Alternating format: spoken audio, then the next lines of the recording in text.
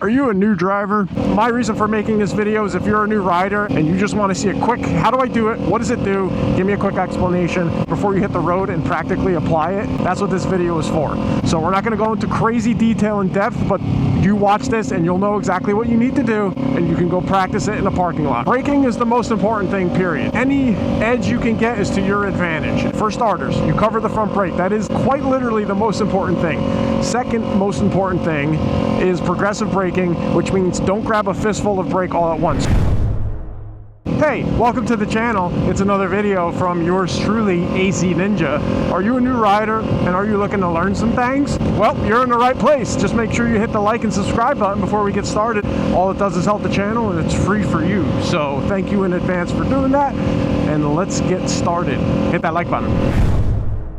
As a new rider, one of the most important things to learn how to do before you worry about rev matching or anything else is going to be progressive braking, which is basically just braking.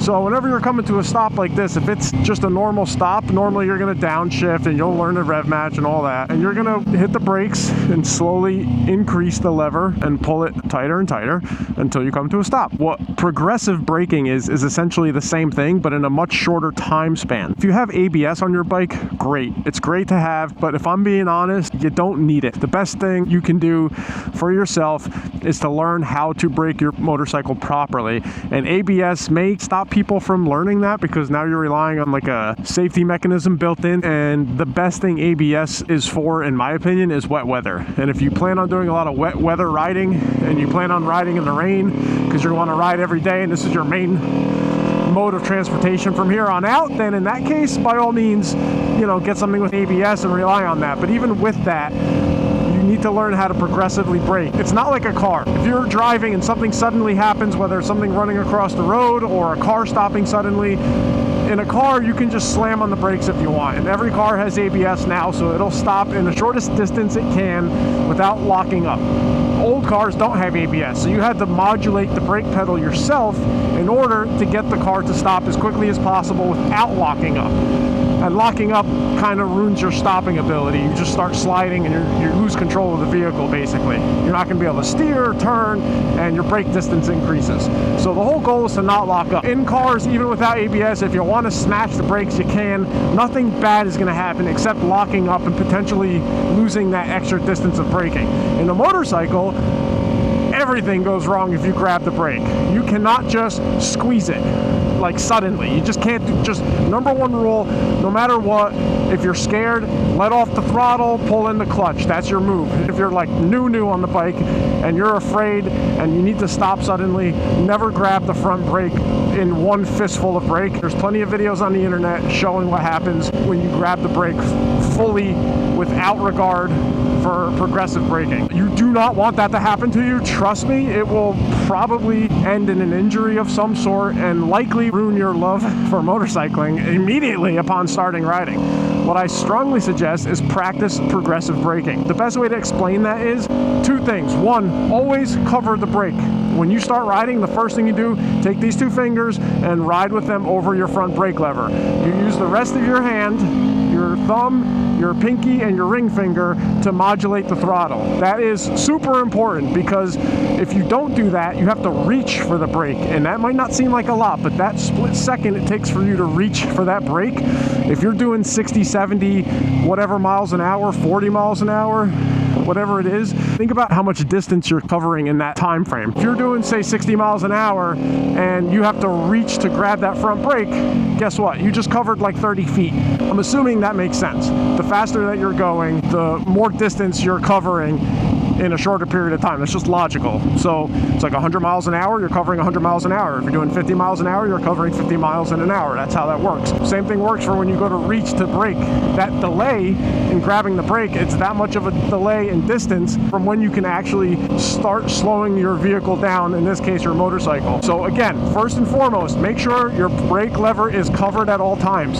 People who get used to riding and learn riding without that, initially, it then becomes a weird adjustment for them to try and learn to cover the front brake. What I did is I just learned to ride like that in the first place, and it just becomes your natural way of riding, something that you won't ever have to even think about. I couldn't recommend you doing this more. It is super important. Cover the front brake. Trust me, it will at the very least save you from a big wreck or worse, right? Now, that brings me to the progressive braking part of it. So when you apply the brake lever, think of it in percentages. So if you apply the brake lever halfway, you're applying it with 50% strength. If you apply the brake lever a third of the way, you're applying it with 33% strength, right? What you want to do is slowly grab the lever. That's the fastest way to stop. It sounds counterintuitive, but I'll explain. If you grab it all at once, you will go head over handlebars, and you do not want to do that. Secondly, when you progressively brake, you basically want to start, because you're already covering the brake, remember, you just want to squeeze that lever in. Let's call it 5%. Once you have it in and you start braking, think of it like this: 5%, 10, 20, 40, 100, like something like that. Like if that's what you got to do in your head at first to make it make sense to you, that's what you do. But most importantly, when you start doing this in a parking lot, you'll feel it. I can explain it to you so much just to get you started, but the best thing you can do is take what I say and bring it to a parking lot or a safe road in your neighborhood that is not highly populated and start practically applying it yourself. You should be practicing before you go out almost every ride, even if it's just a couple practice breaks, just to get the feel so that it's muscle memory and ready to go if, God forbid, you need to use it on the road. So now that we have some space, let's speed up a little bit. Now, say I want to stop. Let's pick a spot. Let's say that house coming up over here. Let's say I want to stop before I get to that house, and I need to do it in the last second. I'm going to do 5%, 10, 20, okay. So I didn't really count well, but you get what I'm saying. Look at it like doubling your percentage. That's probably a good way to put it. You start with 5%, then you're at 10, 20, 40, 80, 100. And you can feel the bike lean forward. You can feel the suspension in the front compress, and you can feel it braking. And you can also feel that your wheel is not locking up. You'll know when your wheel locks up. It'll feel real uneasy. But the goal is to not lock it up. That's not what you want. So you want to basically progressively brake, applying the brake pressure to slowly get to the point where you're at 100% braking.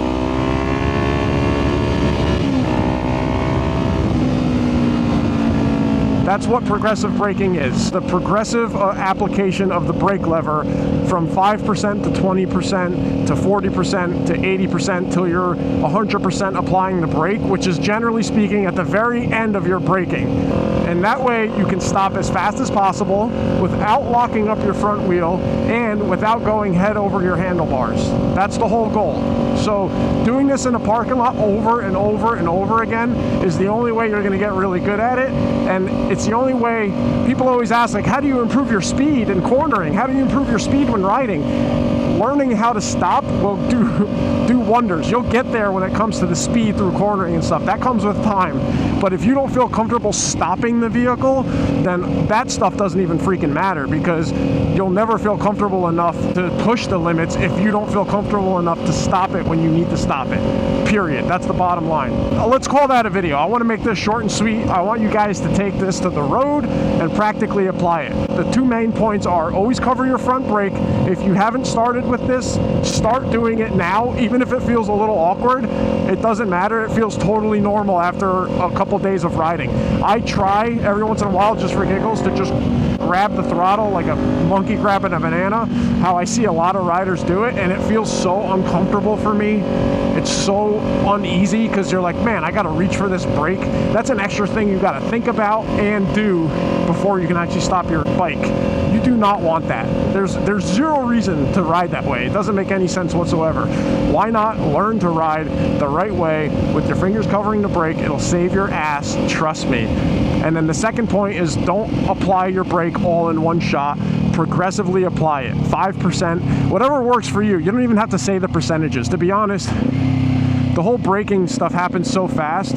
it's hard to even say 5%, 20%, 40. The point is I'm using that as a way to verbally explain how to do it, but when you're riding, you're not going to be saying to yourself 5%, 10%, 20%, 40%. By the time that happens, you already hit whatever it is you're trying to avoid. Like I said, that's just for you to verbally hear what I'm talking about. This goes off of feel. Every bike is different, and the reason you do this in a parking lot ahead of time is so you get used to your specific motorcycle. Every bike has different braking capabilities, different braking capacity, they have different weight, which means different braking distance. So you want to get used to how your bike brakes, and the more you do this in the parking lot and you get used to it, the more you know how much distance you can actually stop in, which is going to totally dictate your riding style.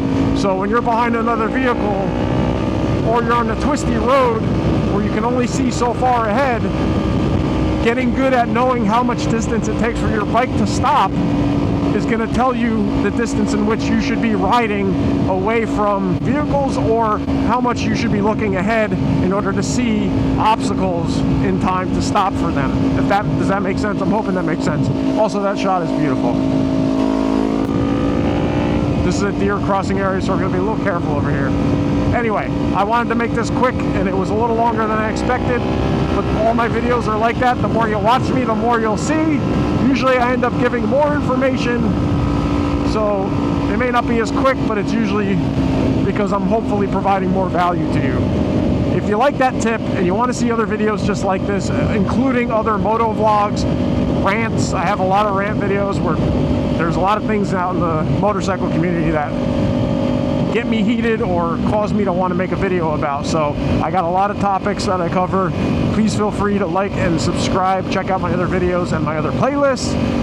And yeah, if you're a new rider, welcome to the community. It's awesome to have you. This community is like no other. Everyone is awesome. Everyone helps each other out. And if they don't, then they're not a real member of the community. So appreciate you watching. Like, subscribe. If you're looking for more tips, leave in the comments what else do you want to know. There's a lot of things I've covered in the past, and I'd be happy to go over them again or make new videos. I'll see you guys on the next video. Peace.